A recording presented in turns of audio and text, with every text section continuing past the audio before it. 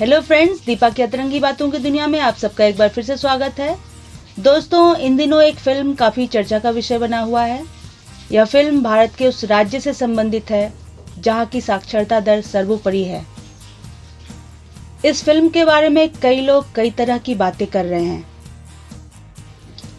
परंतु मेरा यह मानना है कि हमारी शिक्षा व्यवस्था ऐसी होनी चाहिए जो सिर्फ किताबी ज्ञान पर ही आधारित ना हो, बल्कि बच्चों में क्रिटिकल थिंकिंग, मेटाकॉग्निशन और लाइफ स्किल्स भी डेवलप कर सके।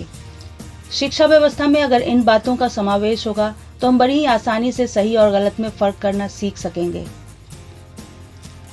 क्योंकि हम में से बहुत सारे ऐसे भोले भाले लोग हैं जो कपोल कल्पित बातों या फिर कर्म कांडों को ही अपना धर्म समझने की भूल कर बैठते हैं, जबकि हमारा हिंदू सनातन धर्म पूरी तरह से एक विज्ञान है, बल्कि इसे साइंस बियॉन्ड साइंस कहा जाए तो ज़्यादा उचित होगा। इस उच्च कोटि के विज्ञान को पूरी तरह से समझने के लिए हमें अपने आप को साधना होगा, हमें अपने अंतर्मन की यात्रा शुरू करनी होगी, हमें शरीर बोध अर्थात बॉडी कॉन्शियसनेस से ऊपर उठना होगा। और यह बहुत आसान भी नहीं है। हमें से कई लोग ऐसे हैं जो हल्की फुल्की बातें सुनना पसंद करते हैं, हल्की फुल्की बातें सोचना पसंद करते हैं और हल्के फुल्के काम करके ही कुछ बड़ा अचीव कर लेना चाहते हैं, और इसी बात का फायदा उठाते हैं दिमाग का खेल खेलने वाले वे तमाम लोग। इस फिल्म के एक डायलॉग में यह कहा गया है कि भगवान शंकर सती को जलता हुआ देखकर एक कॉमन मैन की तरह विचलित हो गए थे।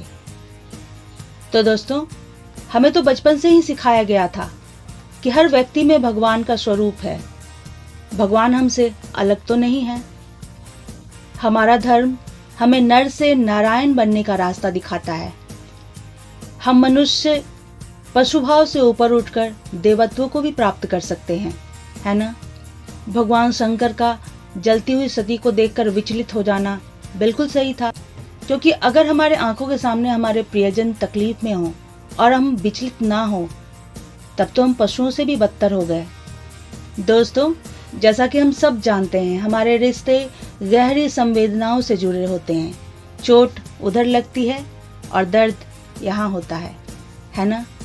दोस्तों, चूंकि मेरी आदत तो अतरंगी बातें करने की है, तो फिल्म में दिखाई गई उस नायिका के जैसा अगर कोई इंसान मुझे मिलता है अपने इर्द गिर्द, तो मैं तो बस ज़्यादा कुछ नहीं करूँगी, बस उसकी छोटी उंगली को जला दूंगी और फिर पूछूंगी कि पूरे शरीर में तकलीफ हो रही है या नहीं, क्योंकि शरीर बोध में अटके हुए लोगों को उन्हीं की भाषा में समझाना ज़्यादा उचित होगा।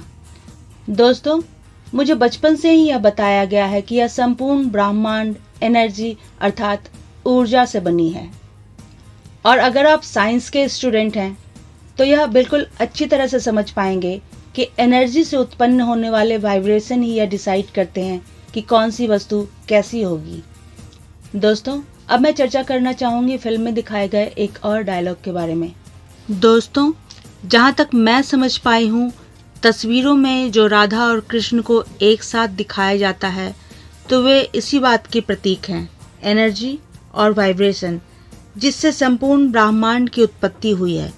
ये दोनों एक दूसरे के पूरक हैं। जहाँ तक मैं समझ पाई हूँ, कृष्ण उस परम तत्व के प्रतीक हैं जिसके साथ एकाकार होकर इस अनंत ब्रह्मांड के साथ इमर्ज हुआ जा सकता है। कृष्ण के इर्द गिर्द जिन गोपियों की चर्चा की जाती है, वे वास्तव में ऋषि मुनि थे, जिनका परम लक्ष्य था अनंत ब्रह्मांड के साथ एकाकार हो जाना, और उन्हें मालूम था कि कृष्ण परम तत्व के प्रतीक हैं। दोस्तों, यह कैसी विडंबना है कि हम में से कुछ भोले भाले लोग कृष्ण को उस व्यक्ति के रूप में याद करते हैं जिनकी कई लड़कियों के साथ अफेयर्स थे। यह हमारी अज्ञानता नहीं तो क्या है? कृष्ण की चर्चा अगर एक इंसान के रूप में करें, तो हम यह कैसे भूल जाते हैं कि वे एक कर्मयोगी थे। उन्होंने हमें गीता का पाठ पढ़ाया, उन्होंने हमें नर से नारायण बनने का रास्ता दिखाया। दोस्तों, यह तो हमारी भूल है कि हम हमेशा हल्की फुल्की बातें सुनना चाहते हैं, हल्की फुल्की बातें सोचना चाहते हैं और हल्के फुल्के काम करके अपने को महान समझना चाहते हैं, और इसी बात का फ़ायदा उठाते हैं दिमाग का खेल खेलने वाले वे तमाम लोग। दोस्तों, हमारे हिंदू धर्म में जितनी भी कहानियां प्रचलित हैं, उन सब कहानियों में एक सीख छुपी है। यह हमारे चेतना के स्तर के ऊपर निर्भर करता है कि उन कहानियों को हम किस रूप में समझते हैं। दोस्तों, हमारा हिंदू सनातन धर्म तो हमें विज्ञान सिखाता है, संवेदना सिखाता है, प्यार सिखाता है, मर्यादा सिखाता है और अनेकों लाइफ स्किल्स भी सिखाता है। इन सब बातों को हम अच्छी तरह से समझ पाए, इसके लिए शिक्षा व्यवस्था में सुधार अपेक्षित है। दोस्तों, आज तक मैंने अपनी किसी भी वीडियो को शेयर करने के लिए नहीं कहा, परंतु अगर आपको मेरी बातें अच्छी लगी तो इस वीडियो को शेयर अवश्य कीजिएगा।